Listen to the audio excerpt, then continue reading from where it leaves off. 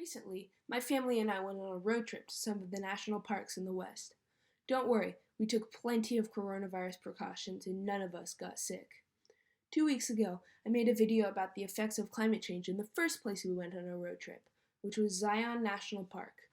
The second place we went on our trip was Grand Teton National Park, which encompasses the Teton mountain range in Wyoming.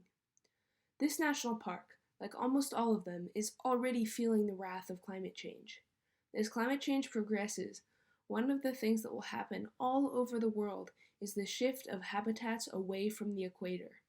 As temperatures rise, plants and animals' habitats will not be suitable anymore, so they will have to move closer to the poles in search of cooler temperatures. In the case of the Tetons, the native flora and fauna will actually move out of the park with global warming, thus being unprotected unlike they were in the park. According to the Parks in Peril report, which was released by the National Resources Defense Council and the Rocky Mountain Climate Organization, this loss of plant communities could be devastating for the ecosystem of the park.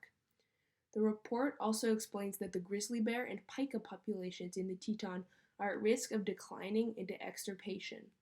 Another way Grand Teton National Park is being affected by climate change is that the glaciers are melting. The Teton mountain range is home to 12 glaciers, and they are all declining in size. According to Catherine Melander, a GIS specialist and hydrologist at Grand Teton National Park, these glaciers shrank by 25% from 1967 to 2006.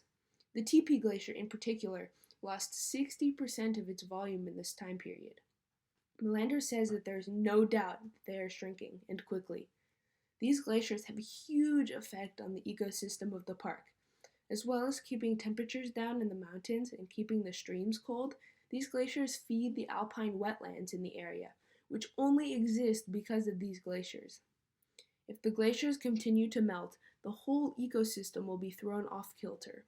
Without the glaciers, the ecology and topography of the cherished mountain range would change dramatically. Climate change and the resulting high temperatures and long, dry summers are also making fires in the Tetons more frequent, larger, and more ferocious. The annual fire season is also getting longer every year. While fires can be good because they burn the undergrowth and clear out forests, if they become too frequent, the forests never have a chance to regrow. While Grand Teton National Park is one of the places in the United States that is most affected by climate change, everywhere will feel its effects. We have to take action while we still can. We need to unite and solve this crisis.